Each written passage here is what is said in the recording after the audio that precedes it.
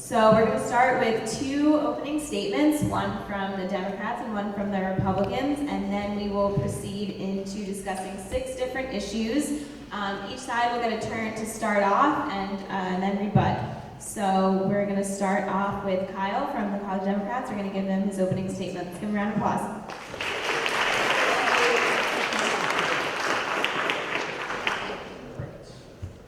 Is this working? All right, thank you, Abby, and thank you all for being here tonight. I'm glad everybody here apparently thinks that watching a 2-hour-long political debate qualifies as an exciting homecoming week event. So, tonight you're going to hear 2 very contrasting visions about America's future. On one hand, my Republican friends are going to tell you that the way we can make America great again is to go back to the same old policies that have failed us in the past. Cut taxes for the wealthy, decrease regulations for Wall Street, get rid of all our international commitments, and maybe even possibly build some sort of Great Wall of America on our southern border. We in the Democratic Party have a very different vision. Now, we are proud of what President Obama has achieved over the past 7 years. We are proud of giving health care to millions of Americans. We are proud of the longest period of continued job growth in the past 50 years. We are proud to say that now in this country, you can have the right to get married without having to check for sexual orientation. We are proud of all of these things. But we believe that we must do better. We must deal with economic inequality in this country. We must deal with the fact that our public tuition costs keep going up and up and up. And furthermore, we must deal with climate change, as well as the 11 million undocumented immigrants continuing to live in this country in fear of being deported. Now, why must we do all these things? America is at a crossroads. We have Citizens United, which is pumping endless money into our elections, and our democracy is at risk. We must take care to ensure that that does not overwhelm our democracy. Because as Teddy Roosevelt once said, a great democracy must be progressive, or else it will soon cease to be either great or a democracy. That is why I hope you all will listen to us tonight and hear us out. Thank you very much.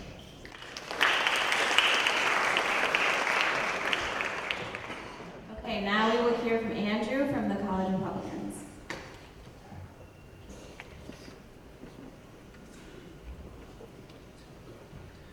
Hello. So, thank you very much, Mr. Offenbecker. Thank you very much for those wonderful remarks. He did get one thing right, and what he got right is that America truly is at a crossroads. And what you are going to see presented tonight are 2 very different visions. From the Republican side, you are going to see substance. You are going to see not only blanket claims, but you are going to hear the actual results and the reasons that our policies will help to achieve all of the goals that both parties want to see. From the Democratic side, on the other hand, you will hear a lot of claims. You will hear things that sound wonderful in practice and in theory, but in reality have led to harmful policies for this country. What we, as a Republican Party, seek to do, not only tonight, but going into the 2016 presidential election and all of the congressional elections, is to restore what it means to be America. Over the past few years, not even just a few years, over the past few decades, there has been an immense power grab by the executive branch in our country. We are now at a point where we have a Democratic president who is not worried of saying, what I'm going to do is take away all of the good options, so you're left with my option or something much worse. We will get into these topics tonight, but let's look at Obamacare. What he said is, I'm going to pass a really bad law, and then I'm going to make it that if you repeal it, it's worse. What he did with the Iran deal is said, I'm going to negotiate a bad deal, but take away any opportunity to negotiate a better one. What we need is not this immense power grab. We need to restore power to the citizens so we can really enjoy and make America the greatest country that it can be.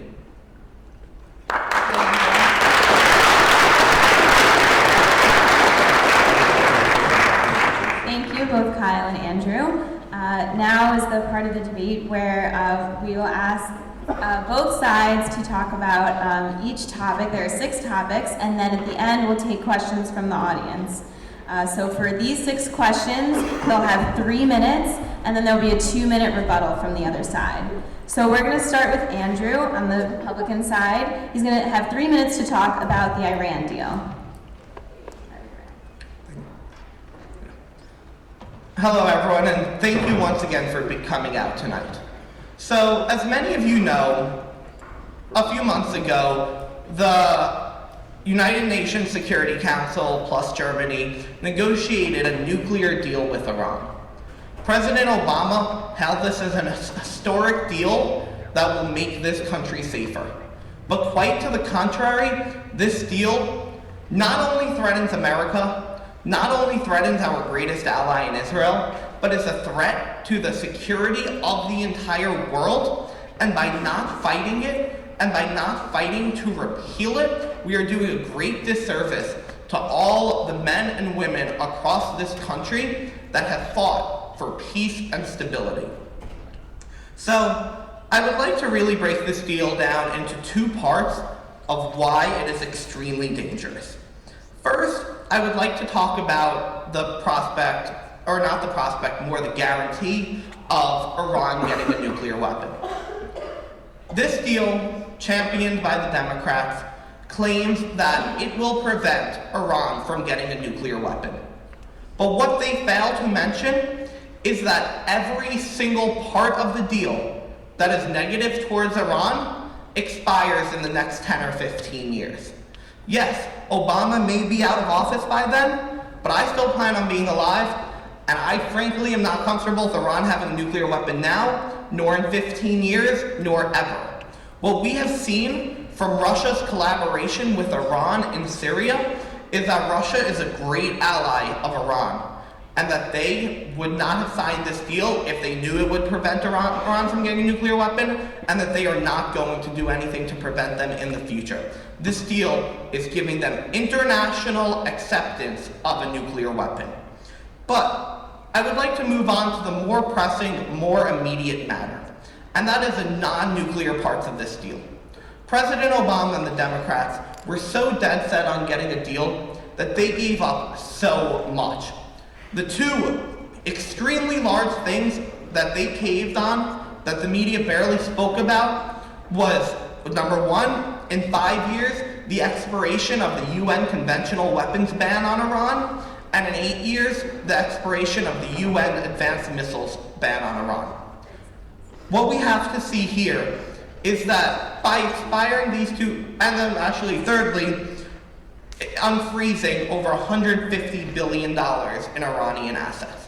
What we have to see here is that all this deal achieved is it is putting more money and more weapons in the hands of an internationally known state sponsor of terrorism, in the hands of a country that is seeking to destabilize all of its neighbors on religious grounds.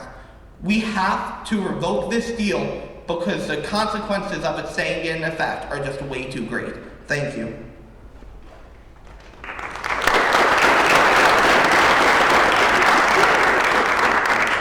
Kyle? All right, first I'd like to thank my good Republican friend Andrew Lippman for debating with me here tonight. I think we both share a profound concern for the security of both our country and of the state of Israel. Now, like Andrew, I detest the Iranian regime. It is a terrible regime which has done terrible things for human rights and has destabilized the region over and over and over again. So while this deal is not perfect, it is the only plan that we have. It is the only plan that this country has and that the world has.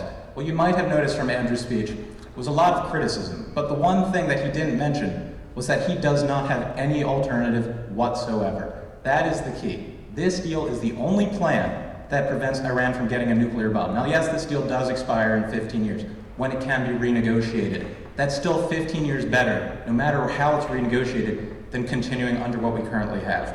Now, what this deal forces Iran to do is it forces it to dispose of nearly 97% of its nuclear material. It requires it to get rid of nearly 2/3 of its nuclear centrifuges, and it limits Iran to 1/20th of the amount of nuclear material required to get a nuclear weapon. It also allows the International Atomic Energy Agency to conduct tough inspections of Iran that were frequent and that can consequently see if Iran is cheating or not on this deal. Now, it's important to note, and Andrew did note this briefly, that it was supported by the United Nations Security Council. And now, while he says that, oh, it was only President Obama who wanted these things, he's forgetting that this deal was negotiated both by our traditional allies like the United Kingdom, Germany, and France, as well as our traditional rivals like the UK, or not rivals like the UK, Russia and Iran. Now, the problem with Andrew's point is that he says that we should just scrap this deal immediately. Now, even if we were to try to scrap this deal immediately, let's say Donald Trump got elected president and he goes over and he says, okay, I'm tearing out this deal. The UK is not going to do so. Germany is not going to do so. Russia is not going to do so. All that would happen is that the United States would not be part of this inspections regime. All it would do is weaken this deal without actually killing it. Furthermore, let's say somehow a Republican did get elected and they actually destroyed this deal. They persuaded all our friends and allies to get rid of it and just scrap it completely. Well, what then? Iran would simply be even closer to getting a nuclear weapon. Currently, if we continue on our path without this deal, Iran is literally months away from a nuclear bomb. If we go ahead and scrap it, Iran will be on the verge of acquiring this bomb very shortly. And then what will we do?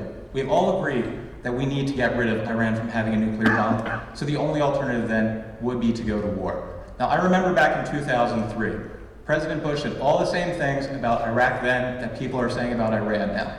What I want to see is that we do not spend military lives on the streets of Tehran. Let's keep them here at home and not risk going to war simply when we don't have an alternative because they think this deal is somewhat flawed. Thank you.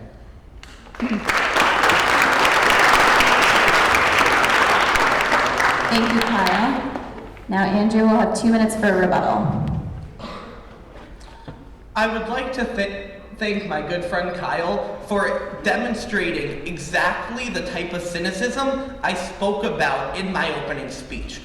What you just heard from him was there are no other options because we took them off the table.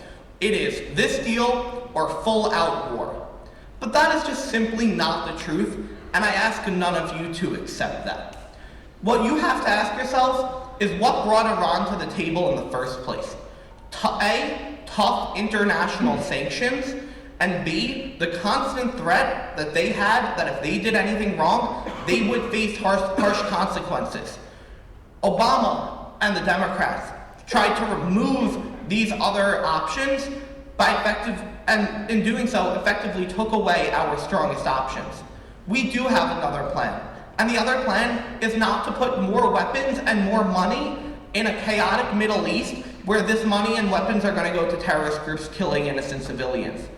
Our plan is to increase sanctions and to increase the threat, to make sure Iran knows that if they keep destabilizing the region, they are going to face consequences.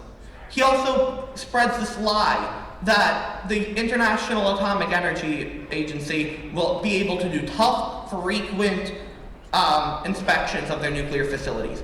What he fails to mention is that under the terms of this deal, we have to give Iran 24 days notice before we can inspect any facility.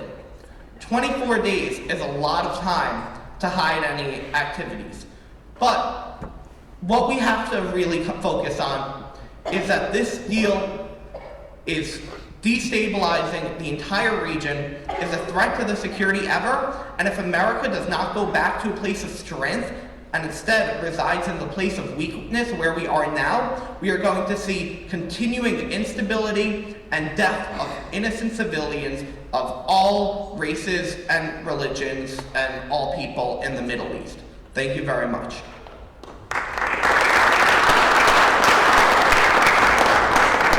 Kyle, you have 2 minutes. All right, first let me address Mr. Lippman's point about the inspections regime. Now, yes, he says that sometimes it can take up to 24 days for the International Atomic Energy Agency to inspect some of these nuclear sites.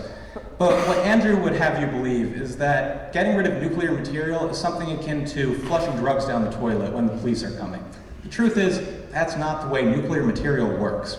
Nuclear material shows signs for up to 6 months after it has been somewhere. You can't just take thousands of pounds of uranium and simply hide them under the bed and expect that nobody's going to notice. These things leave traces Fundamentally, our Republican friend does not understand the nature of nuclear material.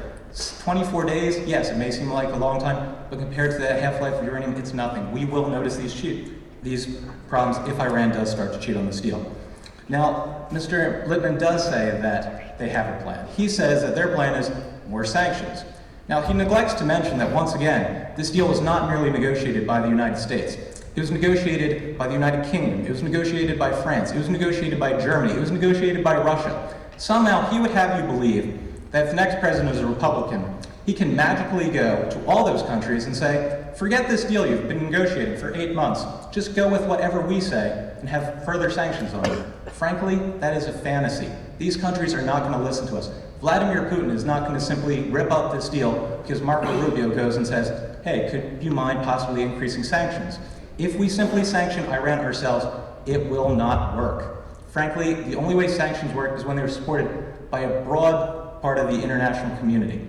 What Mr. Lippman's plan does is not that. It would simply be sanctioned by the United States, and thus we'd have no alternative to stop Iran from getting a nuclear bomb other than war. Thank you.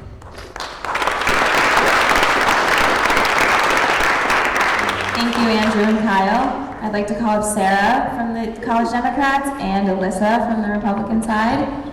We're going to talk about K through 12 education. That is the next section. The format will be the same. Sarah will start. She will have 3 minutes for an opening statement, and then Alyssa will get 3 minutes for her opening statement. Public schools should be the great equalizer in the United States. In a nation where especially we have this magnitude of inequality.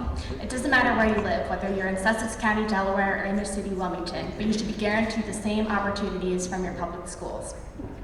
We place such a strong emphasis on getting a quality education so that we can get a fruitful career and contribute to our economies, yet more and more our leaders are making decisions that compromise the potential of our public schools.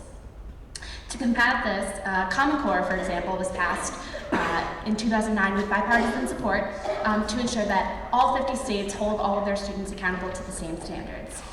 These standards, with which many lawmakers take issue, include very common sense, reasonable objectives such as reading at grade level to ensure that everyone in the school is advancing at the same pace. Many Americans believe that education is strictly a state right and therefore should not be subjected to any type of federal standards, but there really needs to be a way to ensure equality among the education we provide no matter where we are. To be fair, both parties have put up some policies in recent years that have proven to be flawed, Common Core included in that. No Child Left Behind, for example, places a really strong emphasis on standardized testing. The shortcomings of standardized testing are numerous. They can result in administrative burden, data inaccuracies, and sometimes the loss of teacher autonomy in the classroom. So Republicans have put up a couple of new proposals in Congress right now to try to combat these flaws. However, they place far too much power in the hands of the states. They don't have nearly as much consistency among the standards as they need to, and they require zero regulation or evaluation for teachers. It's important that we evaluate how our teachers are doing in the classroom. With no way to hold them to the high standards that we expect for our students, there's no way of telling who's going to be up in front of the classroom. One of the keystones of our educational system in this country is the guarantee that every child is going to be in a classroom that's taught by dynamic, well-educated teachers. And one way that we can ensure that we have these types of individuals in our classrooms is to support teachers' unions, which have a bad reputation but merely act as a vehicle for fair pay and job security in the classroom. When the professional and financial needs of teachers are met, they'll feel valued by the schools in which they work, and they'll be able to fully invest themselves in fostering an atmosphere of scholarship and community among their schools. Additionally, we really need to emphasize that these quality teachers are staying in public schools rather than being enticed by better pay in private schools. Additionally, charter schools, which were once incubators for new practices and innovation, are now merely excuses for failing public schools in the community. And charter schools can often lead to poor qualities in the public schools, which lead to reduced funding and often de facto segregation. The Democratic Party seeks to ensure a bright future for our students, and we believe that public schools are the way that we can do that. We shouldn't sacrifice what we do in our public schools just to appease the Republicans who glorify states' rights. Congress isn't doing enough right now to champion the rights of our educators and our students.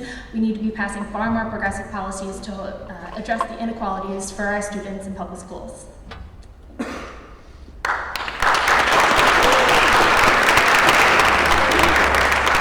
Melissa, your opening statement. Hi, thank you for coming out today. I'm Alyssa, and I'll be talking about K through 12 reform. Standard kindergarten through 12th grade education in this country is greatly regressing. One of the main reasons for this is the Common Core. Common Core has been instituted in most schools across the nation due to the fact that a lot of federal money is tied to implementing it. There shouldn't be mass federal intervention in the education systems across all the states. Each state should be able to have the option of opting out of the National Common Core state standards without sacrificing any federal money or resources. States should make their own education standards based upon the uniqueness of their state. What may succeed educationally in one state may not result in the same outcome in another state due to many differences, including demographics and financial status. Each state and local town's Board of Education should be responsible for the development of learning goals and teacher expectations for their state. Teacher quality shouldn't be evaluated based upon the standardized test scores of their students. Each teacher is put in a very different situation from one another and is given a completely different set of students to work with, all of whom have different needs. So to compare all based on federal standards greatly ignores all the work that the teacher has to put in to most effectively teach their students. Each state must handle the issue of education. Common Core should be repealed, and each state's Board of Education should not allow the federal government to dictate education policy to the states. States should have the right to decide how their local schools are structured, who they hire to teach their children, and how they evaluate both student and teacher progress. Education decisions should be made at the local level, not the federal level. This is the fairest way of establishing education standards because this allows parents and communities to be the most involved in their children's educational needs. Because at the end of the day, it is these people who know their children the best and know best how their children learn. People have the right to choose the type of education they want to receive. Whether it be public or private or even charter or homeschool, each child learns differently, and different educational structures work better for different students. By giving families and students these options, we would allow them to put their child in the best position to learn and grow. School choice is the civil rights issue of the 21st century because every American child has the right to a quality education.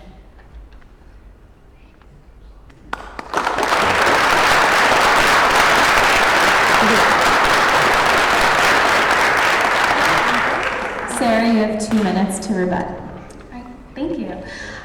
So you addressed the issue of local control over education, but there is a severe shortcoming there because so many, there's a wide range of economic standings. So if you leave, and if you live in an urban area, there's no way to ensure that you're getting the same quality education that you might be getting out in the suburbs.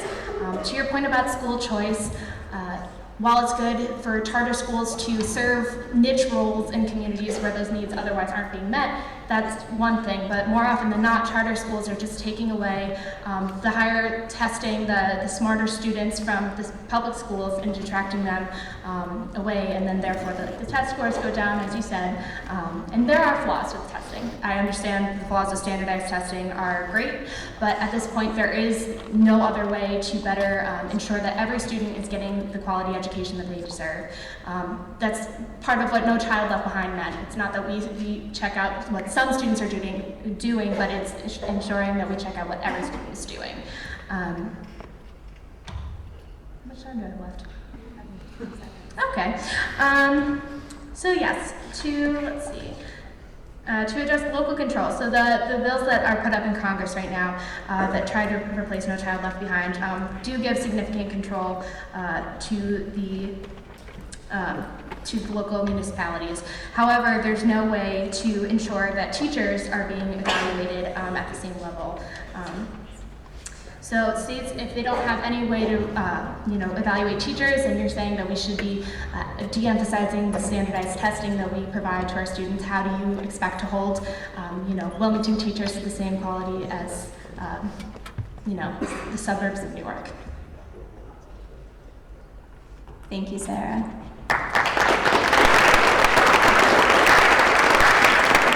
Alyssa, you have 2 minutes. Making education standardized at the federal level is not what our country needs.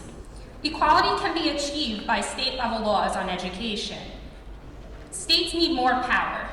States need more power because they need to decide what works best for their states. Comparing state laws from California to New York are very different. The kids in California have different needs educationally versus students in New York. So you can't make a federal law based upon educational needs for children because it differs very much so across all the states. High standards can be developed by the states. Instead of making the Common Core a national thing, we should repeal it, and each state should be allowed to have their own set of laws that is fair enough for all the counties within their state based on demographics. School choices are right. If a child wants to be homeschooled because that's their parents' choice, then they should be able to do so. They shouldn't be forced into the public school system if the parents know that's not how it's going to benefit them. Standardized testing hinders the overall quality of education received by the students. I know from personal experience, I've been getting standardized testing since 2nd grade. That puts so much pressure on students to do well on the test instead of learning and comprehending all the information you need to know for the outside world, and you're just learning what's on the test instead of getting a quality education. Also, you mentioned about teacher tenure. So teacher tenure should not be based on standardized test scores. It's not fair for tenure to be based on the test scores of students because a teacher could have a classroom full of children that are special educational needs, and that's not taking into consideration when you look at the scores, because when you look at the scores, you're looking if they did poor or very well, and you're not taking into account the needs and the developmental abilities of the students. Therefore, standardized testing should not be federalized. Thank you, Alyssa.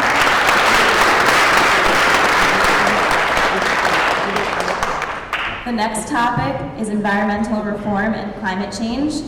Seth and Sarah will be debating this one. Seth is from the Republican side and Sarah from the Democratic side. First, we'll start with Seth. You have 3 minutes for an opening statement. Whenever it is. Go ahead, Seth. Hello, friends. I would first like to thank you all for coming out to our debate tonight. I would like to talk to you tonight about environmental policy. The Republican Party is committed to domestic energy independence. We are the party of sustainable jobs and economic growth. The party of America's growers and producers, farmers, ranchers, foresters, miners, and all those who bring from the earth the resources and energy that are essential to our nation's historically strong economy. These great Americans deserve the same treatment as other businesses, free to work without excessive regulations to make food, fuel, fiber safe and affordable. Focusing on all types of energy across the board is essential. Unlike our friends in the Democratic Party, we believe all forms of energy should be treated equally. Whether it be coal, oil, natural gas, solar, or wind, we will not pick winners and losers in the energy marketplace. Instead, we will let the free market determine the industry's outcomes.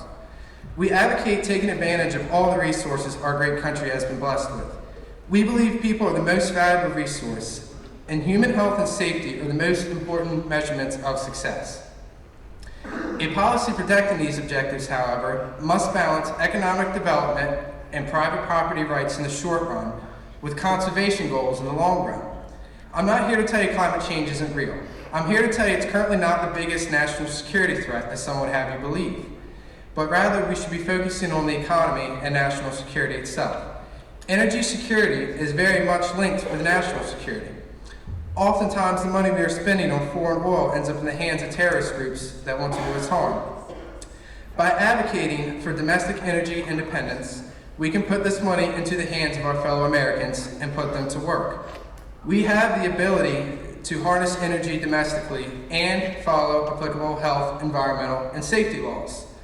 Over the past 5 years, every 10 days, a coal-fired power plant has been closed due to the current administration's Clean Power Plan. Areas like Appalachia, West Virginia have been hit the hardest, and Democratic West Virginia Senator Joe Manchin is blaming the closing of power plants for the rampant drug problem and unemployment that has now taken over several counties in his state. Let me tell you, it's a bad sign when a senator doesn't want to side with his own party. The Clean Power Plan is destroying jobs in this country. While our president sits back and gives special treatments to alternative energy companies and aims to destroy the fossil fuel industry by forcing them to follow strict cap and trade emission regulations. The current administration likes to rob Peter, coal companies, and pay Paul, alternative energy subsidies. We believe coal plants shouldn't be attacked with these excessive regulations, but rather have a fair chance in the energy playing field alongside with solar, wind, and other renewable energy sources. Thank you.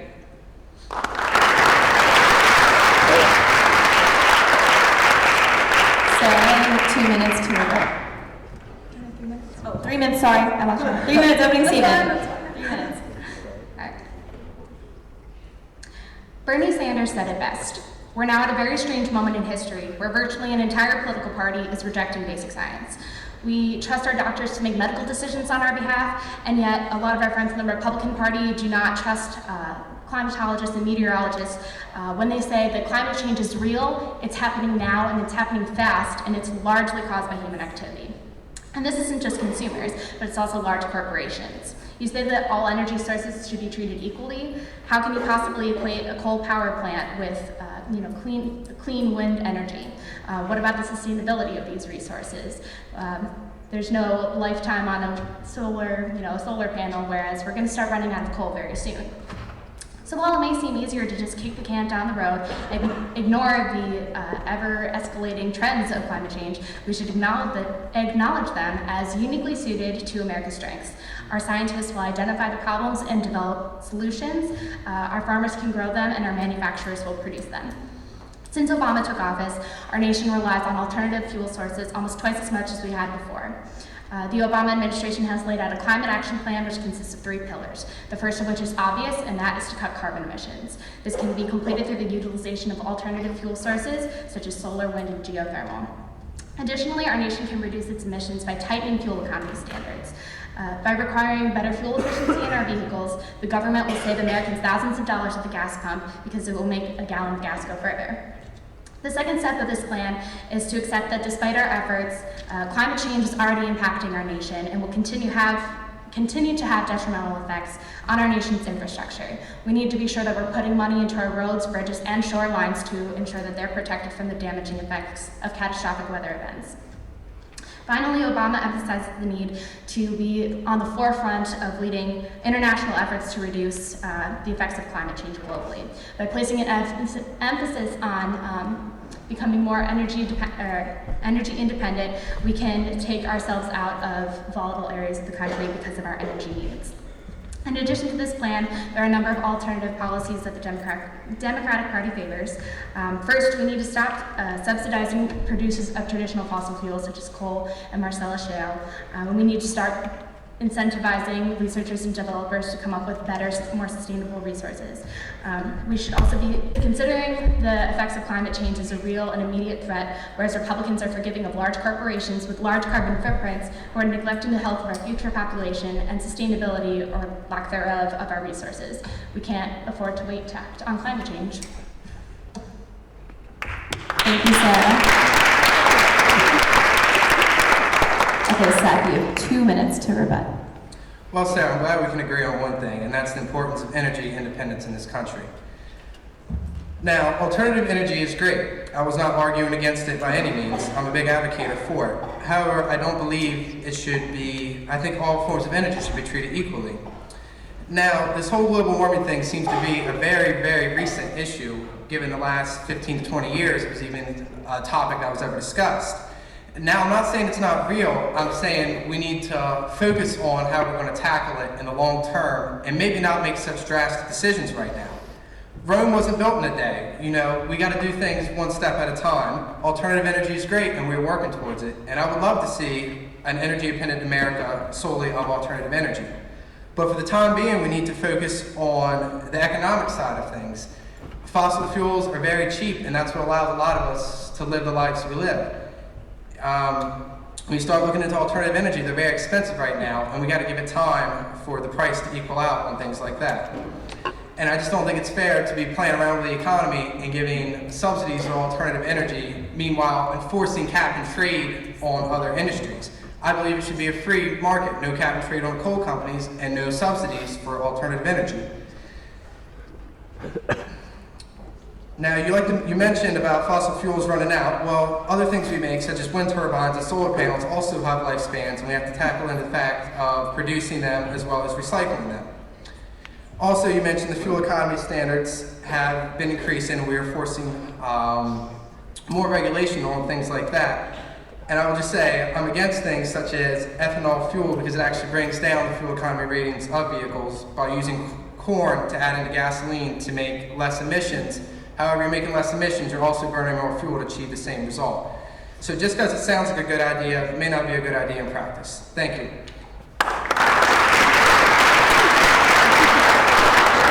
Thank you, Sarah. Sarah, you have 2 minutes to rebut. Sure. So I'm sure you're familiar with the tragedy of the commons, and that is when you have a finite set of resources and when businesses, individuals take more than their fair share. So that's why cap and trade makes sense. If a company is farther along on its way to becoming more energy sustainable, then they should be allowed to, help out a company who's taken a little bit longer. In terms of your timeline and your lack of urgency on the issue, I understand that incremental change is the only change that we have in this country. I fully understand that. But there's going to come a time in the near future when our gas drills are gonna, dry up, we're gonna run out of coal, and we can't be leaving all the people who work in these industries jobless without any other skills. So we need to start transitioning people from the more traditional fuel source jobs into the more sustainable energy jobs, because there are lifespans of windmills, and all of these new sustainable technologies need inspectors, and they need researchers and developers to always be making improvements on them. So there are ways that we can transition the people who are working in those jobs to start learning the skills that we need to have a more sustainable energy in this nation. To your comment about ethanol fuel sources, maybe that's not the solution, but we've got the best and brightest researchers in our country, and they're going to come up with something that makes sense. And why not start now? Why not make it a priority of our research institutions? Why are we doing it here at the University of Delaware? But for now, the fuel economy standards are important, that we should be tightening the regulations there. Actually, I'm done. Thank you.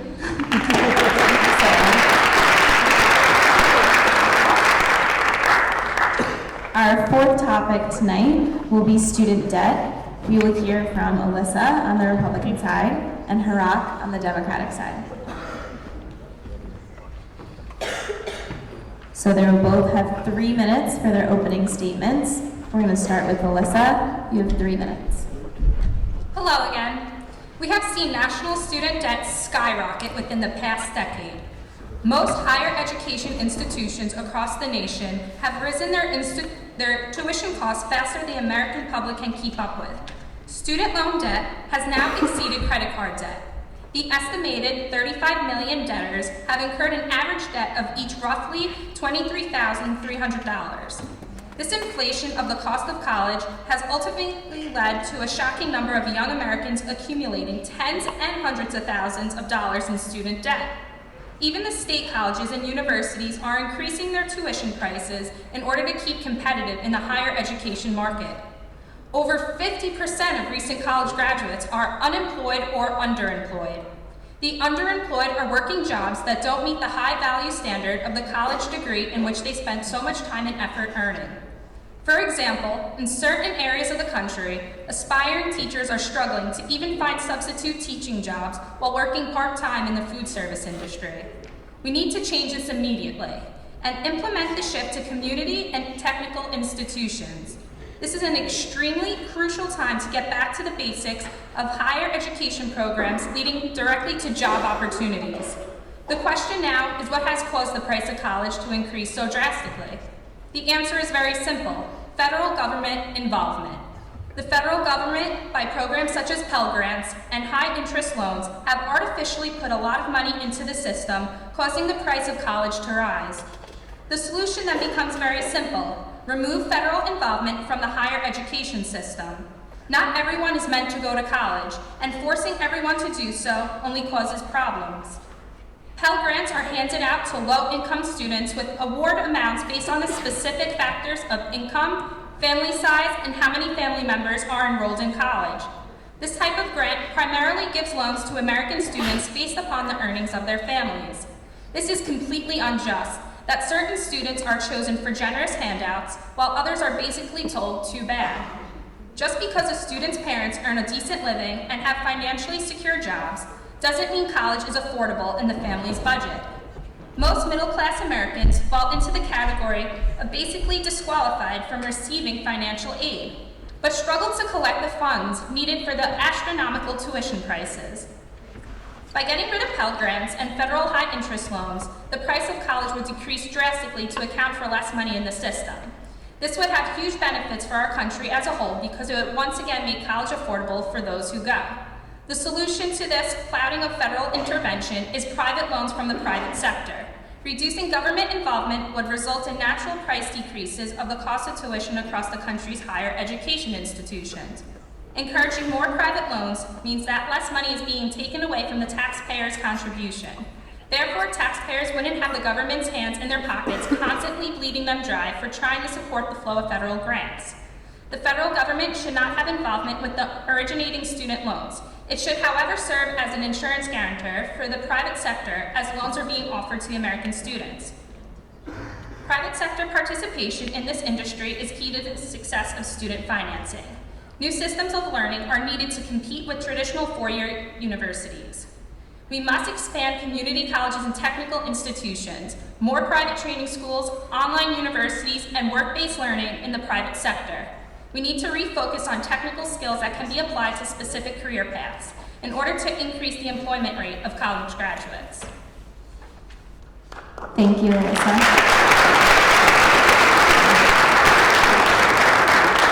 For 3 minutes. Good evening, it's an honor to be here. Thank you all for coming. There are many things my colleague has said that we all can agree with and are the harsh realities of America today. I also do not like Pell Grants, but for fundamentally different reasons. When you look at student debt over time, when you 20 to 30 years, even after we've gotten our degrees, we put in that work in college, we are still in debt. And the interest rate on this debt is not low either. It piles on and it continues to grow. Tall people problems.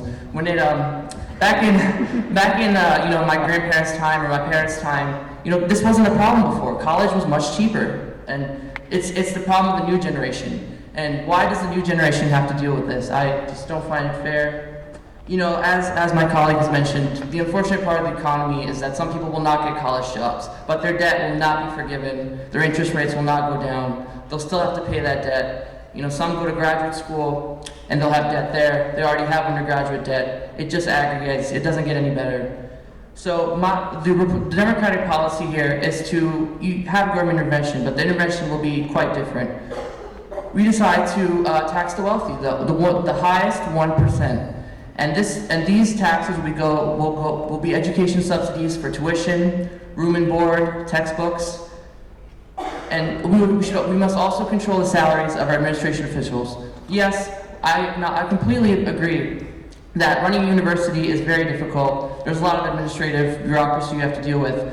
But frankly, educational salaries of deans and provosts should not look like Wall Street salaries. College should just simply be less expensive. And you should not put the strain on families and students regardless of income. When you go into the private sector without any debt, what happens is you can use that money for yourself. You've earned that money, you've earned the college degree. You don't have to toil away your income into private sector, you don't have to toil that away into loans. You can just enjoy that money for yourself. And it also opens up other opportunities. You can work in the public sector. You can work for things that go for public service, charities, the government. You can work for, say, Doctors Without Borders, ACLU. You can teach in our schools. Our children are the future of this country, and I believe they all deserve a good education. With the debt hanging out over you, and you want to work these public service jobs, it's just not feasible because the salaries will not hold up, and you'll fall into even more debt simply because you want to go and work for the greater good. Now, there are some people who are fortunate enough because of their parents and because of their family wealth, that they can go into public sector work even though they have massive debt. But that's a very small circle, and such a small circle will not be able to keep the nonprofits and our education system running. Education is not a hedge fund, it's not a real estate investment. It's something that every single American, every single one of you in this room deserves. And when you look at other Western countries, in Germany, college education, higher level education is actually free. Therefore, I believe the United States should have a plan where you should be absolutely debt-free or have very little student debt. It's just what we deserve, and everyone has the right to college education without paying massive debt over a massive time. And this debt, it will not go away, as I mentioned. Education is a gift, not a hassle, and I do not want this to bring down our youth in future years. Thank you. Thank you, Alyssa, you have 2 minutes. College is a privilege, not a right. Nowhere in the Constitution does it say all people have the right to go to college. The new generation is told to go to college even though they don't know exactly what they want to do yet. This is why so many students are incurring so much money in debt, because they're going into a four-year institution without knowing what career path they want to follow. So they're taking all these classes, investing so much time and money, and to a degree they have no idea that's going to benefit them in the long run. You said we should tax the wealthy. That's what's wrong with the Democratic Party. The Republicans don't believe in taxing the wealthy because Obama thinks the wealthy is families that make over $200,000 combined. That's not considered wealthy in today's day and age, especially with inflation. If you take away 33% of that away from the $200,000 and pay for all your expenses of everyday living, for your mortgage, your cars, everything like that, and insurance, these wealthy can't afford tuition, and that's why students are going in so much debt, because Obama thinks families that make the combined $200,000 can afford these $40,000, $50,000 a year colleges, but that's not true. Families struggle.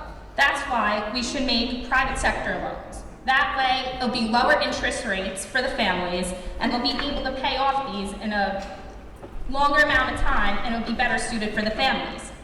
We should also invest more into the community colleges.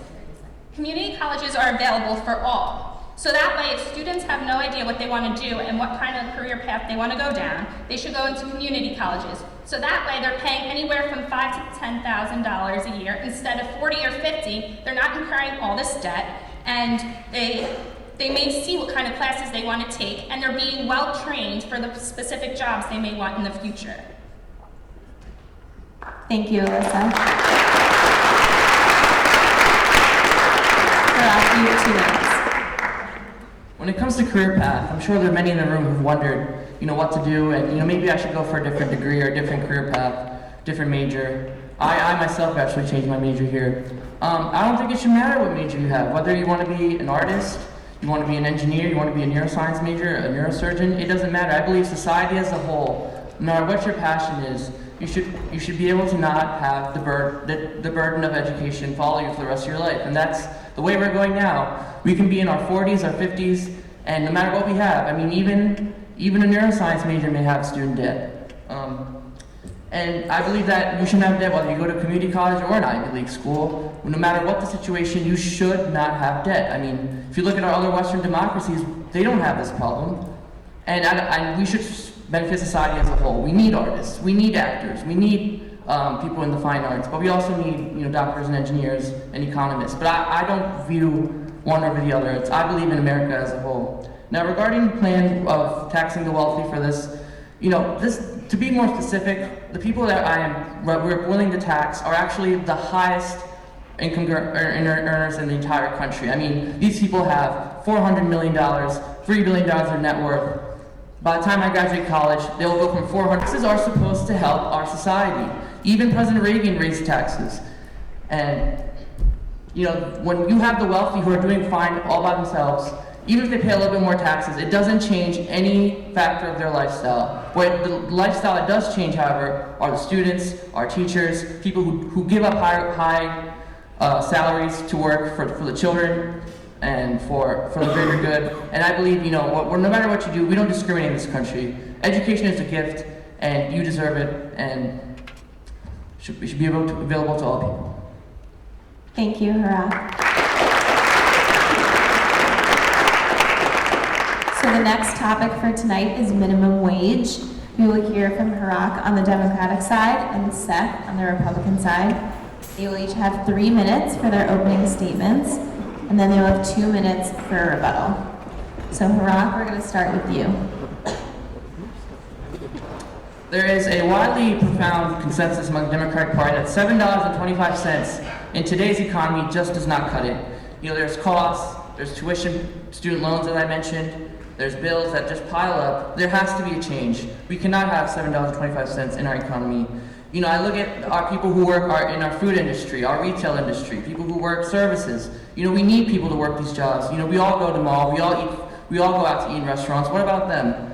And I believe, you know, given the certain scenario we have now, it just is very, very difficult for them to get by. In fact, there are college students I know who work full-time, and they work full-time, or they work full-time and they study full-time. And it's a bit counterintuitive because they're working these jobs for many hours, yet they still are not able to pay their bills. And, you know, I believe in America we should be able to pay our expenses, not be in debt. And what happens is when you fall in more debt, you fall into bad credit, and your debt just piles on, and you feel like you have less money than you already have. You know, I believe that all Americans should have the ability to have food, be able to pay for heating in the house, be able to pay for school supplies for their children, be able to pay the electric bill. You know, there's no person in this country should have to choose between a warm meal or a warm coat. You know, it's embarrassing that we, as the United States, you know, as one of the greatest countries, if not the greatest country in the world, we do this to our citizens. You know, in America, we don't discriminate whether based on your education or income group. Everyone here deserves to have a decent quality of life, a home to come to. And, you know, the way it's going now is, you know, people don't even get to have a good night's sleep because they're working full time from 9 to 5, and then they have a night shift at some other job. Why? Because their first job doesn't pay enough. So the proposal that Democrats have is to raise the minimum wage to $12 across the board federally, and cities with very high inflation or cost of living, Boston, Massachusetts, Miami, Florida, they can raise it up to $14 or $15, but we will leave that up to the states. Finally, I like to give some more perspective here. Sweden, Germany, Denmark, Australia.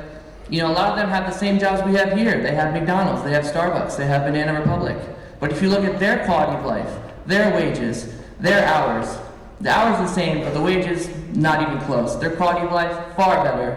And why do we do this to our American counterparts? It's just not just. It's time we pay Americans a living wage. Thank you, Harak. Seth, you have 3 minutes. Okay. A drastic minimum wage increase would be detrimental to the American small business, a sector that creates 60 to 80% of new jobs in this country and outnumbers corporations 1,162 to 1. The minimum wage is just that, a minimum pay for the possession of minimal skills. Several Democrats, such as Bernie and Hillary, are backing a $15 minimum wage, which would be a 106% increase in the current federal minimum wage. The minimum wage is not a living wage. It is a baseline pay for entry jobs commonly worked by college students and teenagers. The possibility of a higher minimum wage would attract more experienced workers and keep them in lower wage jobs longer, thus blocking young people or people with limited work experience from entry-level jobs, and thus fueling the poverty issue. By increasing the minimum wage, you are encouraging people that they don't need to learn any skills to make a living. Rather, skills they learn when they are 14 will suffice for the rest of their life, and are discrediting those who have spent time to learn a trade and or get an education. This is only going to hurt the poor and minority groups, because if an employee has to pay $15 an hour, they're going to be searching for employees that already have job skills and experience, not those with minimal skills. The biggest cost to a small business is labor, and by increasing this labor cost by 106%, you're destroying jobs. Either the employer is going to go out of business or have to recoup the cost by raising the prices of the goods and services. There's no magic hat they can get this extra money from. Profit margins are already thin for small businesses, with only 50% of them surviving past 5 years. You aren't increasing workers' purchasing power by increasing their pay, as any extra money they're making is just going to go back towards the higher cost of goods and services. The Republican Party believes you should get paid for the skills you have, the skills you worked for, not for the skills you wish you had. We can't have a pity party for people and damage our economy in doing so. Rather than increasing the minimum wage, we should focus on increasing the skill set of these American workers. In Delaware, we have policies in place that allow a high school student to earn a college degree for free. Yes, a free college degree, so long as they are willing to do so. Strengthening workers' skills will strengthen the economy overall. We aren't opposed to people making $15 an hour or even $100 an hour, so long as they have the skill set to back it. We cannot give higher pay to people who don't have higher skills. It creates a great inequality in the pay scale as well as the workplace. Thank you. Thank you, Seth. Harak, you have 2 minutes. Regarding small businesses, yes, the owner may lose some revenue that they have now given the $7.25 minimum wage. However, there's an upside to giving higher pay. I mean, you simply give workers a reason to actually come to work, actually have incentive to work. They may be motivated to work harder. I mean, how is that not beneficial to a business? I mean, you are giving something up, but you're getting something in return. I mean, that's kind of how life works.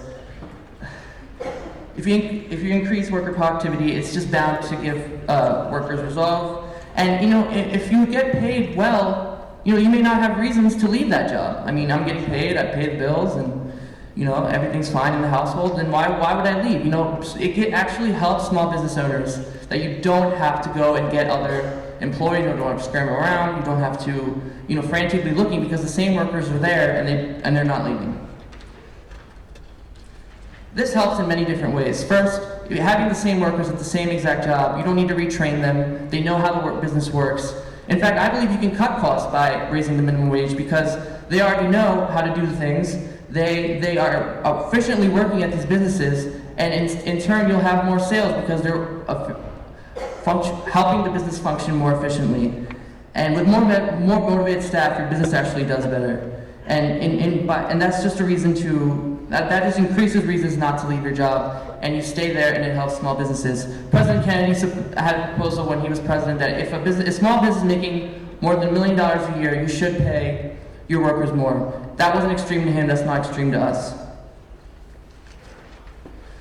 Lastly, there are a lot of companies that are making billions and billions of dollars, Coca-Cola, Dunkin' Donuts, yet the reality is their workers, they're on welfare, they're on food stamps. And you know who pays the tab for them to survive, for their welfare, for their SNAP? Middle-class families. When these companies are having billions and billions of dollars of income, why do you put that burden on middle-class families who have their own children to take care of, their own college educations to pay for their children? When these companies, even if they lose billions of dollars, they're still functioning very well. And I'm a little tired of having people like me and my parents and my grandparents pay something that someone else could clearly take care of and not have anything change in terms of their corporate stability. Thank you. Thank you, Harak. Seth, you have 2 minutes. Okay, so Iraq really hit hard on employees staying at their current jobs, which makes sense. It's going to cost the employee less money because they're not paying in turnover and training. And I'm here to tell you, if you start a job at minimum wage and you do a good job and you're motivated to come to work and do a good job, you're going to get paid more. I've seen this in every job I've ever worked. You come in, you work hard, you're going to get paid more. They're not holding you at this minimum wage and dangling it over your head that you're never going to be better than this. And you say small businesses may suffer some revenue loss to pay these people more wages. I've seen firsthand small businesses that couldn't just take on paying out thousands of dollars more. They're really that close in the amount they make and in their expenses. Productivity and personal responsibility should come from within. If I don't want to make minimum wage anymore, I'm going to work harder and I'm going to rise above it and be better than that. Now, you were saying JFK talked about businesses that make $1 million should be paying more than minimum wage, or something along those lines, as you mentioned. And I'm saying that is up to the employer to pay what they see as fit.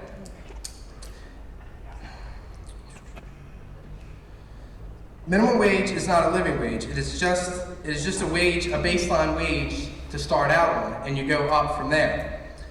Coming from a family of a small business, I see it firsthand. And nobody in my family's business makes minimum wage anymore because none of them have minimal skills. They're all very trained people with families. There's this mass people making this minimum wage. There's a few people, there's quite a few people, but it's not the masses as some would have you believe. A lot of people work, they rise above it. I don't think you should set the minimum so high, because then what about those people right now who are making $15 an hour? How are they going to feel when they've been with a company for 5-6 years and all of a sudden some new guys make the same amount they are? That's going to hurt productivity right there. Thank you.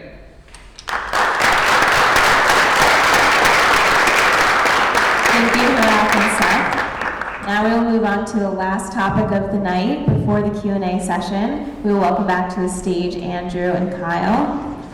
We will start with Kyle. He will have 3 minutes for his opening statement, and then we will move to Andrew with 3 minutes. So Kyle. Thank you. All right. Thank you all who have stuck around here. I know that watching a political debate might not be your idea of an exciting thirsty Thursday, but I'm glad you've all stuck around. Now, it is a widely known cliche that we are a nation of immigrants, but it is often forgotten that for as long as we've had immigrants, we've had people there to oppose them. These naysayers have always been with us, from the days of Irish need not apply to the days of the Yellow Peril. But until just recently, these voices of hate and anger had never so thoroughly taken over a mainstream political party. Yet as we speak here tonight, the leading contender for the Republican nomination for president is a man who has referred to undocumented immigrants as criminals and rapists, a man who believes the solution to America's immigration crisis is to deport 11 million people, including young children.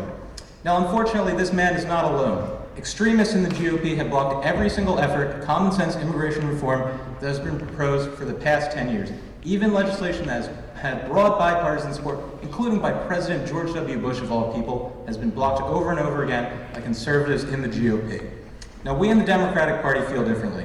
We believe that immigrants are a vital part of the American experience. We believe that this country should welcome those who have fled oppression and poverty, not fear them and demonize them. We believe that this is the path that will make America greater, not the ravings of a reality TV star. Now, our plan is relatively straightforward. We believe that those undocumented immigrants who have a clean record should be given the opportunity to earn their way to citizenship by paying their taxes and by serving their community. We believe that we should strengthen our border and increase penalties on businesses that take advantage of illegal immigrants for cheap labor. We also support making it easier for our country to take in skilled workers and for refugees. Now, under our plan, we pull millions of people out of the shadows and help integrate them into our community.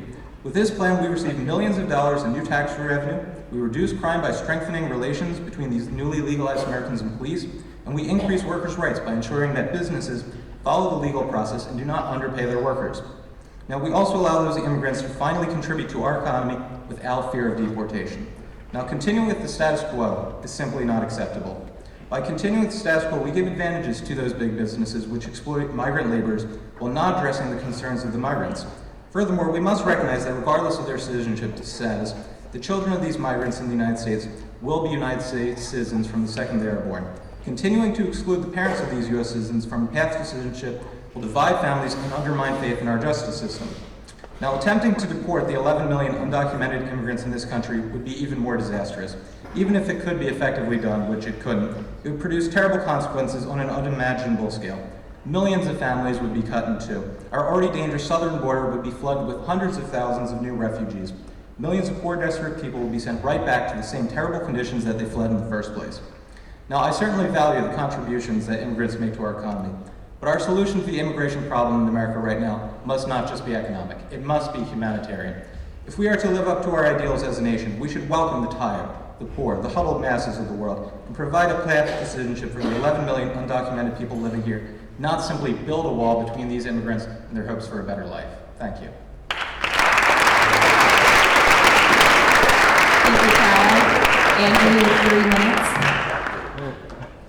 Thank you, everyone, as my opponent said, very much for staying here. And as my opponent said, immigration, it is one of the most talked about issues in the election right now because it is an extremely important issue, and how we approach it is extremely vital to where our country will go in the future. We are a nation of immigrants, but we are also a nation of laws, and we are also a nation of nationality. What I will show in the rest of my speech is that the Democratic policies do nothing to address all of the harms that our current immigration system brings to this country. So I'd like to focus on two main issues: the issue of illegal immigration and the issue of legal immigration. First, on illegal immigration. Back in 1986, a man that I truly love made a big mistake. President Ronald Reagan signed the Immigration Reform and Control Act into law, which granted him amnesty to 4 million illegal immigrants in this country. The thought process behind that law was the same as the thought process behind immigration reform laws now. That if we reform the legal immigration system, illegal immigration will go away, and so granting amnesty is fine. But what have we seen since 1986? Has illegal immigration gone away? No, it has tripled. We went from 4 million illegal immigrants back then to almost 11 or 12 million illegal immigrants in our country now.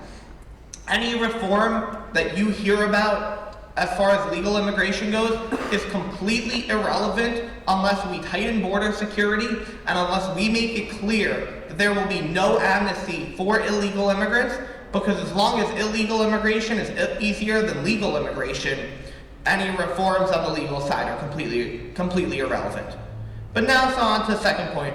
What do we do after we tighten our border security and after we make it clear that no amnesty will be given out? We need to reform our legal immigration system. Today, our legal immigration system is based on two main factors. One, quotas from the Cold War era, based on how many people we want to take in from each country, based on how we felt about that country during the Cold War. Secondly, based solely on whether or not they have family and relatives in this country, not whether they would contribute most efficiently to this country. Today, 40% of all immigrant students that are in STEM fields in US colleges cannot accept job offers in this country because our government will not let them stay legally. Immigrants are the backbone of this country, and we will always need immigrants to grow this country and to make it a better place. But we need to respect our laws. We need immigrants to come here legally so we can control the process, so we can bring in the right amount of immigrants, so we don't flood our social security, our social services, and that way we will have the most effective immigration system that this country can have. Thank you.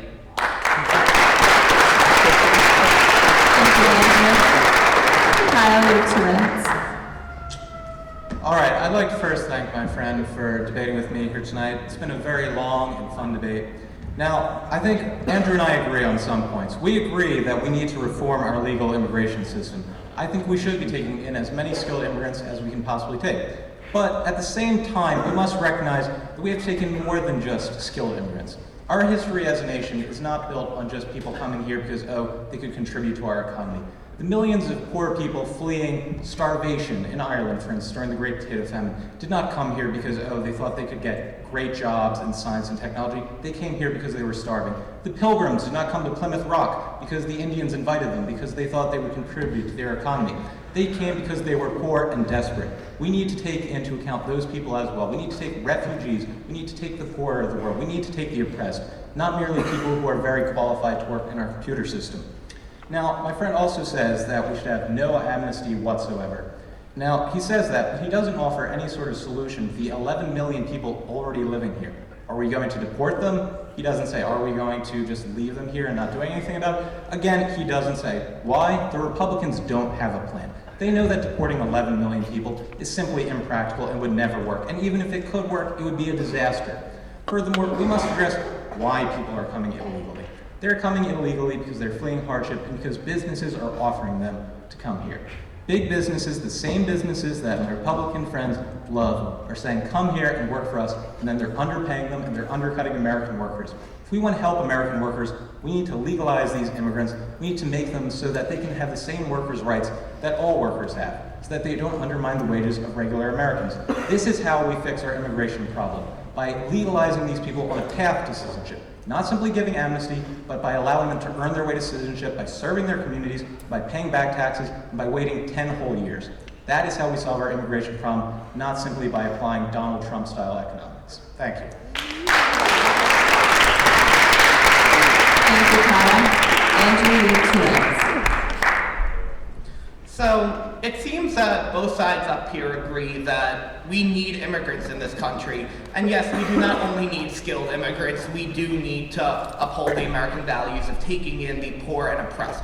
But we need to do so in a manner that our country can afford and sustain. What our opponents fail to recognize is that currently we have to take into account the amount of illegal immigrants flowing into our country when we consider how many we can take in legally. What does that mean? It means that those that are coming in illegally are bypassing the line, and because of that, because we know our country is going to need to support them, we're able to take in less legal immigrants. This is horrible. And no, we are not advocating that we are going to deport 11 million illegal immigrants. Of course that is unfeasible. The only thing more unfeasible is confiscating and deporting 300 million guns, but let's not get to a different topic now. But what do we have to do with the people in our country? The bottom line is we have to make it very, very clear that to the people currently living here and to the people that are going to plan on coming over the next few decades, that if you come, you will not be able to stay. That the easier way to come is legally. By shifting our immigration from where it is now, where we have almost as many illegal immigrants coming as legal immigrants, to a system where we don't accept illegal immigration, where we only have legal immigrants coming in, we solve for all of the problems our opponents stated. We solve for the problem that the fear of the government catching them because they won't be here illegally. What our opponents fail to recognize is that secure immigration laws are the best way forward for this country to grow both our economy but also our morals and to live up to American principles that have been developed over the past 200 years.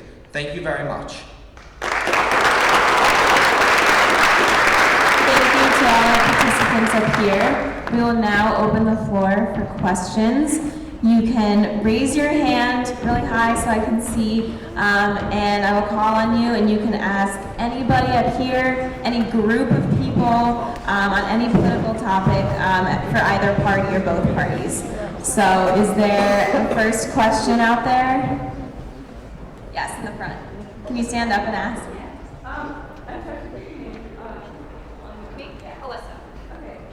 So you mentioned that people get money from the private sector. So let's say like as an individual, that you have self-credit and really you get self-credit. I mean, we are learning. So what exactly would you propose they do if the private sector does deny them? You should build up credit. Hold on, I just want to repeat the question so everyone can hear it. This woman in the front was asking about Pell Grants and private getting that. If you don't have solid credit, what do you propose as an 18-year-old? And this question was for Alyssa.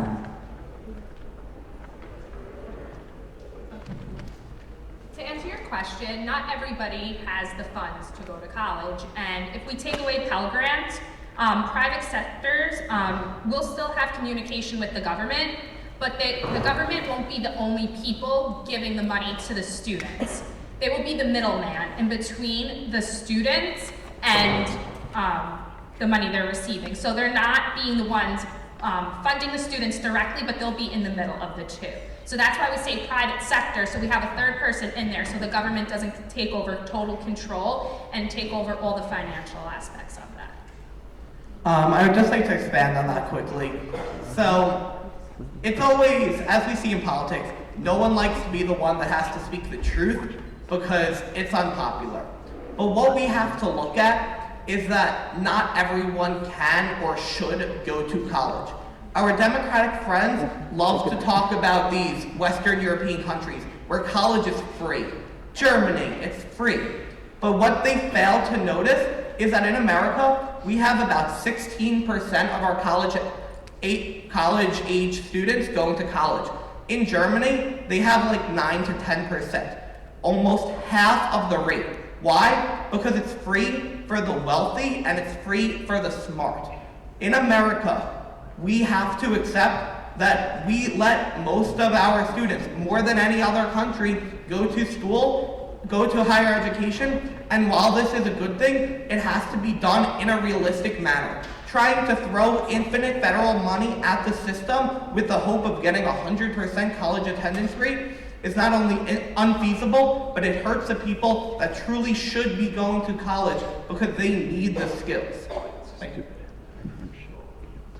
Are we allowed to interject here? Yes. Okay. Just to clarify, so when you say that not all Americans can or should go to college, I agree with you, but can. So you just mean that if you can't afford college, you should not go. That's what you're saying, right? That is not what we are saying at all. If you go back to Alyssa's speech, what we see is that college used to be affordable if you worked hard enough. Why? Because there wasn't so much money in the system. When we take federal involvement out of the system, when we take all of this money out of the higher education system that should not be there, prices will naturally drop. That's how economics work. And everyone, if they are willing to work hard enough, will be able to afford it. Thank you. See, in the front over there, sorry, towards the side. This is the Republican Party, so I took notes. So when you were talking about education, Alyssa, you implied that students from different demographics are capable of meeting different standards. So you acknowledge that there is an achievement gap, and that many schools don't provide the same skills and things that kids can do in one school versus another, like public schools and their private school counterparts. So my question is, if not everyone should be able to go to college, and if you don't have enough money, and it should be based on merit, how many people that weren't given the skills, what are they supposed to do? Just wave a magic wand and acquire them so that they can get into college? If they don't have the money, which does happen. So she's asking about access to college education. What we have to understand in relation to your question is that the reason that there is this achievement gap and that the reason that so many people don't have these skills is because the federal government is not telling the schools to teach people these skills. The federal government is saying, whatever your socioeconomic background of your schools, whatever your students' abilities, whatever their tendency to learn and whatever way they want to learn best, we don't care. Just make it that they can pass a standardized test so it looks good. That is not the way to close this achievement gap. We have to accept, as you said, that by the time people get to college age, there is a huge disparity on who's ready for college. And this reason is because of the federal educators. When we devolve this power to the local and the state boards, when we allow the people who know the students best to help the students learn, this education gap will close as students will receive the highest quality education that is possible for them. Thank you.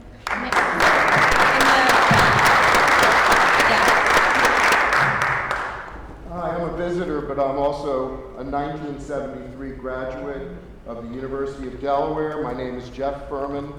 I'm 65 years old, and I still teach courses in chronic illness for the State Health Department. And I'm lucky to be able to come here and visit your debate. And I want to direct a question to Harak, because he touched upon a topic that's dear to my heart. I want to preface my question by explaining that when I was on campus, I was in the first class of people that graduated, including minorities, particularly black minorities, who were allowed to matriculate as full-time students. Prior to my time on campus, in the late 1960s and early 70s, students that were minority had to go to Delaware State. They did not have a choice. So I was in a particularly good environment in terms of people that came together from a diverse group and were able to ask a lot of challenging questions to our society. So I want to ask you, Harak, because you touched on a topic that's very dear to my heart. My preface remark is, I paid $15 a credit to attend this school. That is a fact. I am not lying. I can prove it. I paid $18 the year I graduated, per credit. I was able to work in the scrounge, and I was able to take a part-time job. And at that time, President Trabant was the president and chief of the school, and he was only paid about $180,000 a year.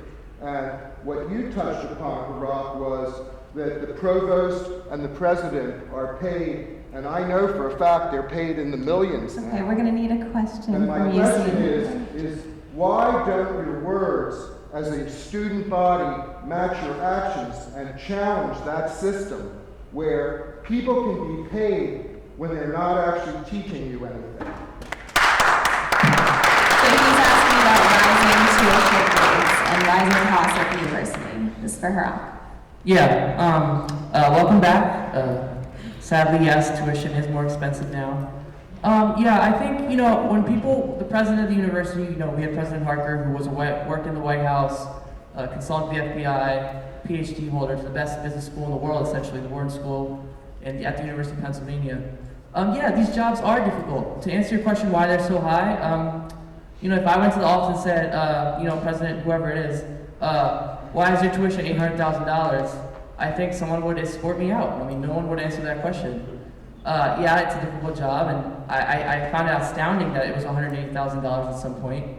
I think it's just people want money. I mean, it's a tough job, and there is no one to say no. The board of trustees. I mean, which board of trustees member is going to raise a hand during some meeting and say, "Sir, $690,000 is just too much"?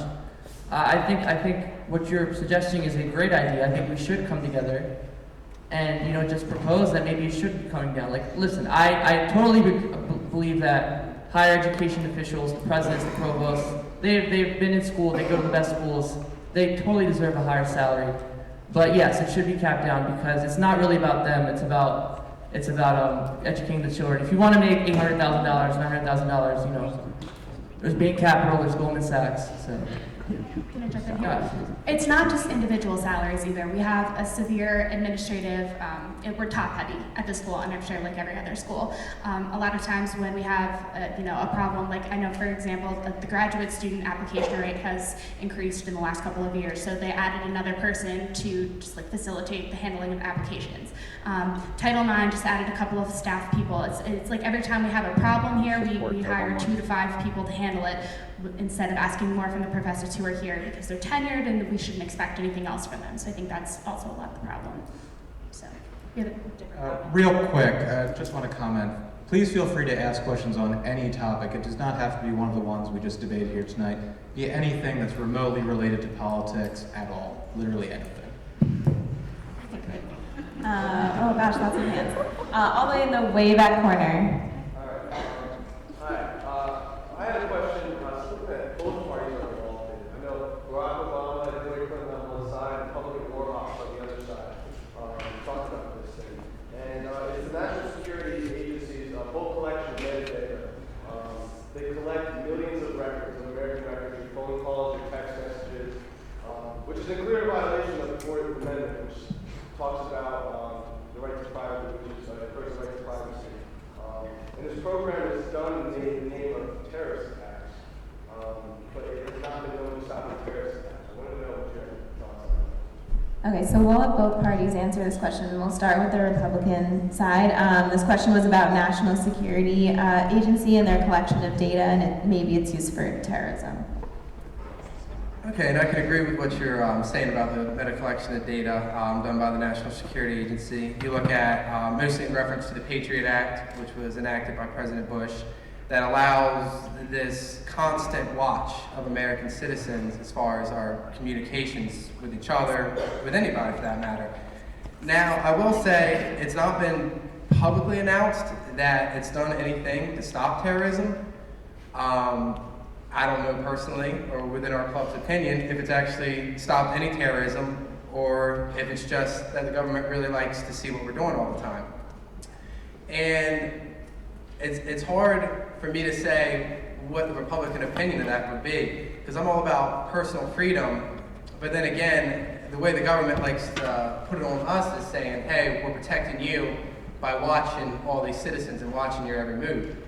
So it's really hard for us to say where our party would lie on something like that. Yeah, I think that it's pretty clear that this is a debate that's not strictly along Republican or Democrat lines.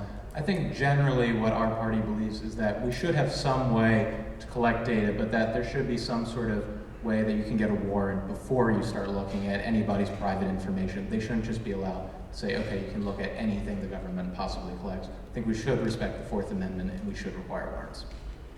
Also, just really quickly, when the Patriot Act was being enacted, just very quickly after 9/11, people always want to talk about, oh, our civil liberties are gone, this is gone, NSA. I believe in civil liberties as much as the next guy. But, there's only one senator during the vote who opposed it. It was Russ Feingold of Wisconsin. I mean, people we voted in, they all supported the deal, whether it was emotion because of 9/11 or just haste. But, I think we need to reevaluate who we vote for. And they all decided to vote for it, and that's where we are. We need better government, we need better politicians, better senators. I think we need senators who respect the Constitution. I think that's a bit important, so. Show up election day, please. So we're going to move on to the next question. Let's see, in the front in the blue. So in regards to the Republican Party, kind of piggybacking off that, with a slightly different topic. The Republican Party loves to say that they're for smaller government, lower government spending, and yet when it comes to war, that's the largest amount of government spending that we do. We spend more than every other country, or the next top three of the combined. So what is the Republican response to that? Why is that okay? Well, is government spending elsewhere is not?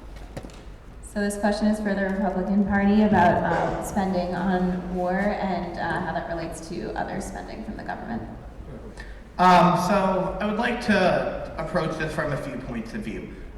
First of all, like all government spending, there is way too much bureaucracy and so much money in the Department of Defense, along with other departments, is being wasted, and there is significant room for efficiency improvement that we need to see. But what we have to understand about war is war and national security. If we don't spend the money now, those costs are only going to triple down the line. And for example, I would like to talk about Syria and what we've seen happen there over the recent years. Had we gotten involved in 2010, 2011, we could have used minimal resources and minimal effort because the place was relatively stable. With minimal resources, we could have brought an end to Bashar al-Assad and helped a peaceful transaction. But what happened because we didn't spend the money? Now the region is a lot more unstable. Now we're needing to not only send in resources in the form of human lives, but significantly more money and funds to our allies in the region. So this is not a cost that we can avoid, and by trying to avoid it short term, you're just requiring that we're going to have to spend more in the long term, which is not in our nation's best interest. All right, let me respond to that quickly. So you're talking about war being very costly. You want to talk about a war we could have easily avoided. The Iraq War is a very simple example. We went into Iraq under false pretenses, and we ultimately wasted billions and billions, as well as thousands of lives, on a war that we never should have been involved with in the first place. Now, my Republican friends saying that, oh, we should have taken out Bashar al-Assad a few years ago, frankly, that would have been a very terrible idea. You look at who's opposing Assad today, you have all sorts of groups from Al-Qaeda to ISIS. If you had taken out Assad without any sort of plan to go into that, you would have simply created a power vacuum. You would have seen the rise of even perhaps something worse than ISIS today. You would have ISIS controlling almost all of Syria, as well as groups like Al-Qaeda and their affiliates. That would have been a disaster, absolutely. The Democrats would like to claim that this power vacuum was caused by the presence of U.S. troops, but what we see from the Arab Spring and what we saw from our pullout from Iraq is that the power vacuum, and even Syria, the power vacuum is caused by us not getting involved. If you look at Syria, all those groups he claims are there weren't there when this conflict started. They came because the West was not there. Once again, we have to focus on the long term, not the short term, and it is in our nation's interest to get involved in the long term to ensure peace and stability around the world. We need to promote peace through strength. We're gonna move on to the next topic.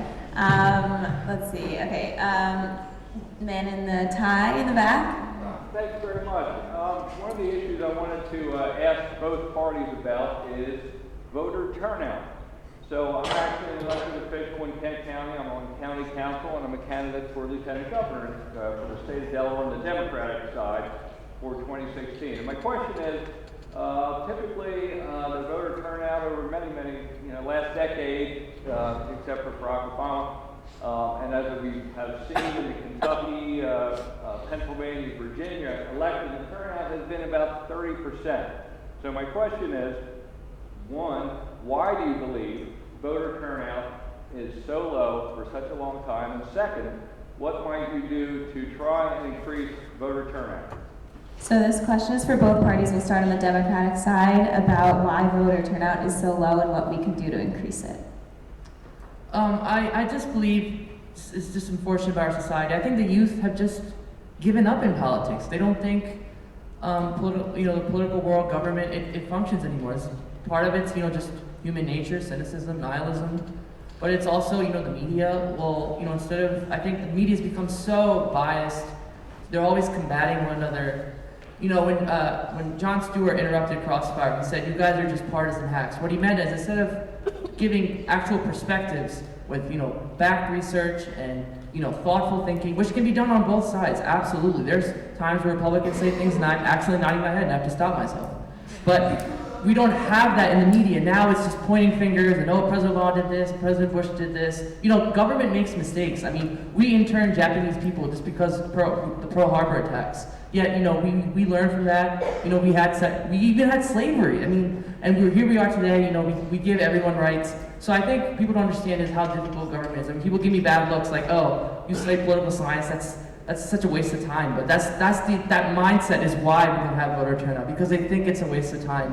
But when it comes to the economy, national security, all the things we mentioned today, I think we had really good feedback. I mean, or really good presentations. It's just they don't believe anymore. Okay, let's give the Republicans a chance to talk. I definitely agree with Rock on a lot of those thoughts there. That people don't go out to vote because it's been said a million times. They don't feel like their vote's going to matter. And I can say firsthand, living in the state of Delaware as a registered Republican, every election, all 3 of Delaware's electoral college votes go to the Democratic Party. And I'm not here to argue that we should abolish the electoral college or anything right now, because that's a whole other debate in itself. But when people feel like what they're voting on or what they're voting for, they feel like they have no power over what they're really doing, because they're like, it's going to go this way anyway. It always goes this way. When really, and I'll give the Obama, when he ran for president, he had killer turnout out. He had tons of people coming out because people were motivated and they felt like he was going to really do something. And arguably, if he did or not, that's up to personal opinion.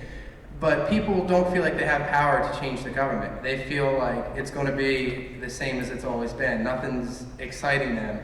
Now, some people are really into voting and are really about it, myself included. Like, I always vote and everything I can, because I believe my voice should be heard, even if I look at it and see that all 3 electoral votes went to the party that I didn't even vote for.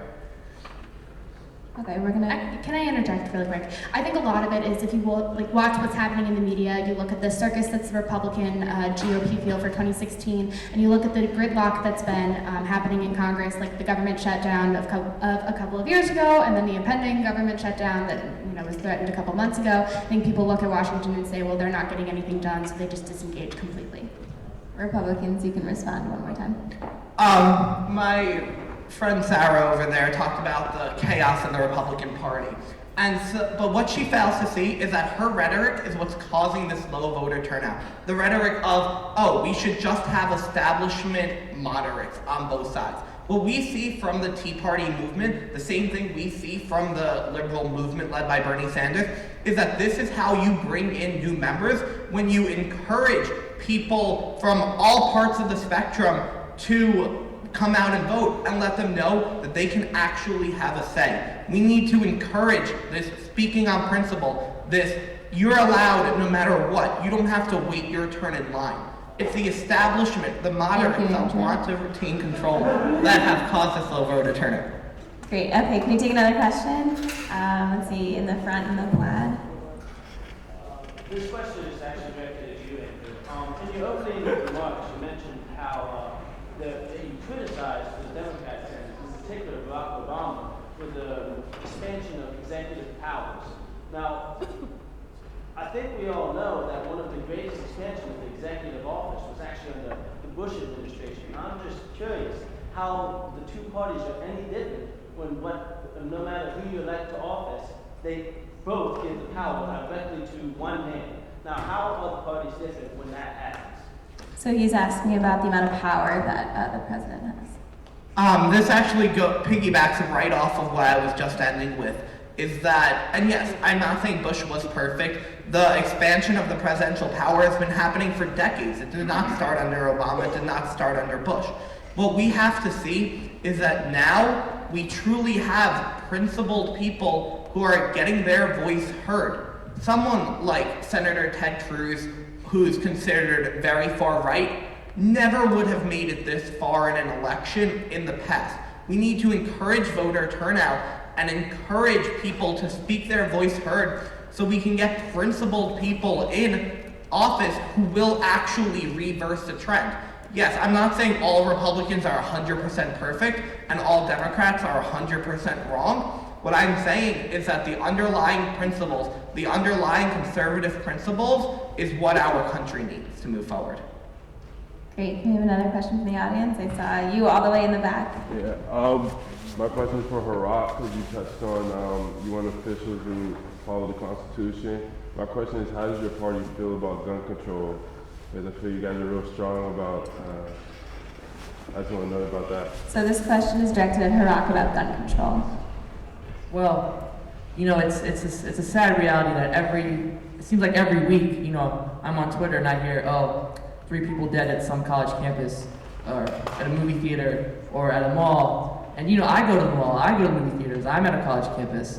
So you know, if someone really wanted to do what happens in these, in Aurora, Colorado, or in Columbine, they really could. And I believe, you know, it's a difficult issue. It definitely is a difficult issue. There is a Second Amendment. The Second Amendment has been there. You know, there's some conflicting opinions on it. But I believe you have to do what's best for our country. I mean, Australia, Europe, they all have gun control and it works. I mean, Japan had, I think, 10 gun deaths last year, and we had I think 18,000 or so. So I think we just have to respect our opinions, and we have to find a way to keep everybody happy, but at the same time just control crime. And it takes work between Democrats and Republicans, as I alluded to earlier. Andrew alluded to confiscating every gun in America in his last bit there, and we're not trying to do that as a party. That's ridiculous, and we don't hate guns in the safe uses that they often are, hunting, wherever else you'd think it would be fun to use a gun.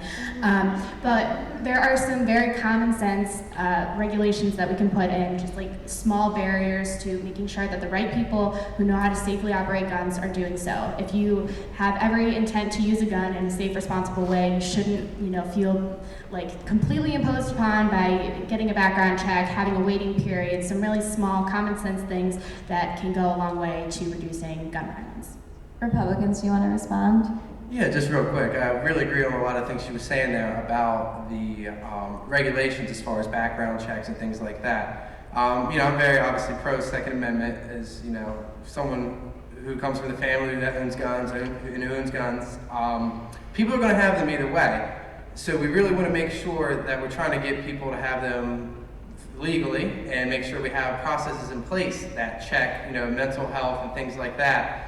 And a lot of people like to think that these processes are robbing them of their rights of gun ownership. It's not robbing your right of gun ownership, it's just making sure that it's safe as it can be.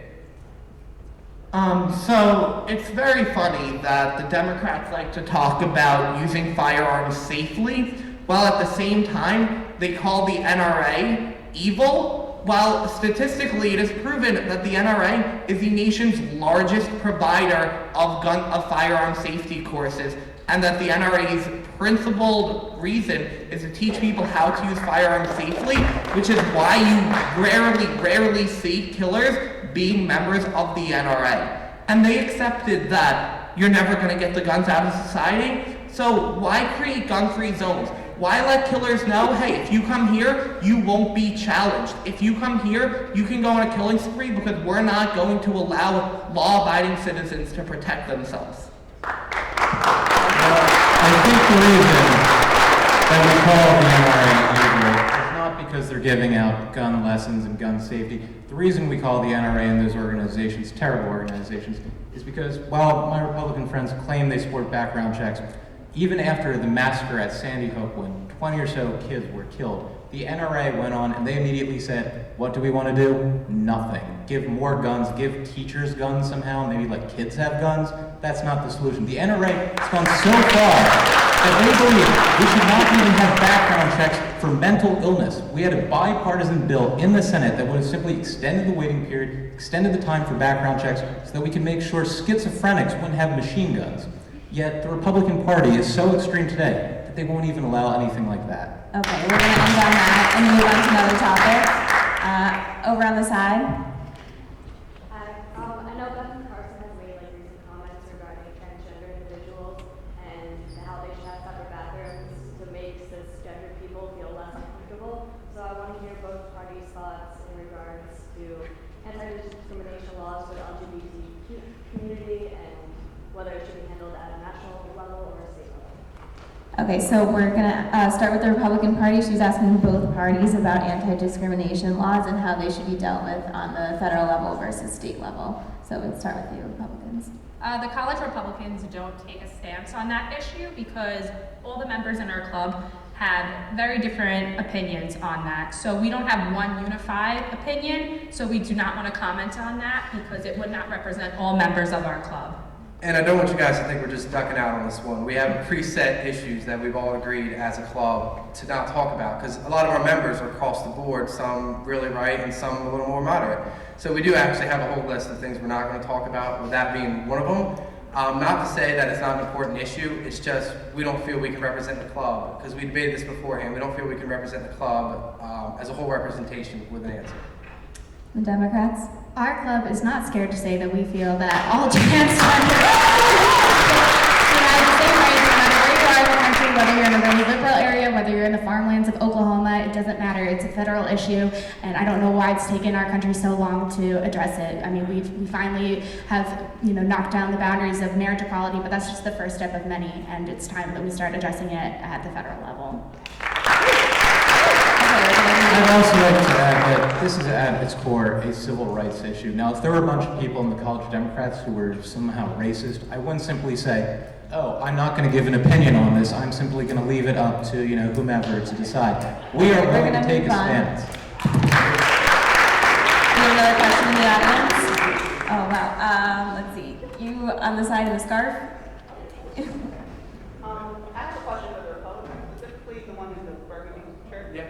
You had said when we were talking about minimum wages that if you raise minimum wage, people could just stay minimum wage jobs who have higher skills because they wouldn't have to work harder to get more money. That's when we put underskilled workers out there. You made a point to say that that would negatively impact minority groups.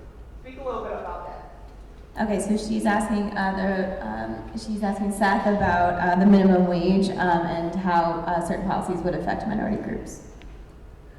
Okay, and my point to hit on with that is, so if an employer is looking for employees, they're going to look for, and if they have to pay $15 an hour, they're going to look for people who have a lot of skills already, have these skills, and you're totally blocking out these people who the Democrats claim they're trying to help by raising this. You're blocking them out at this point because you're saying, oh, you don't know how to do this job, you don't have enough skill. This job now requires you to have X, Y, and Z skills because we're paying you this extra money. Whereas you maybe could start in a lower minimum wage job, work yourself up, and then you could earn that $15 an hour. What we have to see here is this relates to something that we spoke about earlier, which is the sad truth of the achievement gap in our country. What we have to see is that when we raise the minimum wage, who it is hurting small businesses. It is hurting businesses in inner cities that don't make as much money because those areas tend to be not as affluent. What we have to realize is that if someone does not have skills, they may, because of a lack of proper education, they may not be able to enter the workforce at $15 an hour. What we are advocating for is that the minimum wage should not be a living wage. We should not have as many people on the minimum wage as we do now. The minimum wage should be an entry point so that everyone, regardless of their past, regardless of their gender or race or education, has the ability, if they're willing to work hard enough, to enter the workforce at the same level and then using the opportunities they have to move up. If we don't allow this entry point, there's no way to move up, And all the statistics will show that every time you raise the minimum wage, it is women and it is minorities who are most inversely affected by this, and these are exactly the people who will be hurt by a $12 or $15 minimum So wage. as a minority, I can't have skills, and because I'm a minority, and I live in, because all minorities live in the inner city. We'll Okay. give you one response and then we're gonna move on to the last question. Okay, as I very clearly said, I am not saying minorities have less skills because they're minorities. I said this is a sad truth because of the socioeconomic factors of our country, because of education policies promoted by Democrats. What we are looking for is a way to even it out and to truly bring our country back to the equality of opportunity country that it is at its core. All of these policies, if you can look at Bureau of Labor statistics, they have all the statistics on unemployment by race over a year. And you can look, and it is shown every time there's a minimum wage increase, minorities and women are inversely affected. It is the sad truth, but if we don't talk about it, if we don't address the problem, then we will never be able to find a solution. Thank you, Andrew. We have time for one more question. Oh my gosh. Okay, in the front, in the thing. Okay, so you guys were talking about education and the achievement gap and how this relates to all different parts of our economy. And I understand that you were saying how, you know, children in California and children in New York have very different needs. And you were using that as a reason to get rid of Common Core. But all Common Core is doing is making sure that what is being taught in classes are those skills that you're saying that people need to get. You know, it's saying that a first grader should be able to tell what's greater than and less than. It's saying that kids need to have higher order thinking skills. So if you want to get rid of these Common Core standards, how are you going to make sure that these kids have the skills that you're saying are necessary for them to get into the job? So is this directed at the Republican Party? Okay, so she's asking about the Common Core and alternatives. The Republican Party wants to repeal Common Core, and in replacing that would be state laws and standards for the particular states. So we would get rid of Common Core, so there's one national standard existing, and we would get rid of that because that doesn't work for every single state. That may work in some states, as we've seen, some good results come from that, but other states are not being benefited by it. So we need to come up with something better. A better solution would be states having more control for coming up with education standards, not being federalized with the Common Core state standards. It doesn't work. And the Democratic, I'm going to give the Democratic Party a chance to respond. There's no way to hold local school districts accountable so that the kids in inner city Wilmington are learning the same things as in the suburbs. We said this before. There needs to be a recognition that Common Core, maybe the capital C Common Core that we have right now, maybe there are flaws, but a lowercase c, like a Common Core, a common set of standards that every student in the country, no matter what their background, no matter where they live, no matter who they're being taught by, they should be able to do. And that, I don't understand how that's so objectionable. Okay, one more response. So the problem with these federal standards is the people that it hurts the most are the people that get behind and learn slower. Because it has defined things, what you need to be learning at each grade, and it's based on their flow of learning of how much the government thinks you should learn. If you don't learn enough in kindergarten, well, that's just more behind you're going to be for the first grade standards, more behind you're going to be for the second grade standards. Rather than tailoring the education to where the student is at, it uses artificial levels of where they should be at, which doesn't focus on what they truly need to learn and doesn't account for children who get behind in education for a wide variety of reasons. Okay, so you're actually wrong about that. One of the most common criticisms of Common Core is that these standards are actually too low, and a lot of states who criticize them are saying we aren't moving fast enough. You're making us dumb down our curriculum. So that's actually not the main Republican argument. So. Okay, so I want to take this time to thank you all for coming. I want to thank both sides, the Democrats and Republicans, for their participation tonight. We really appreciate all the participation, so thank you and enjoy your night.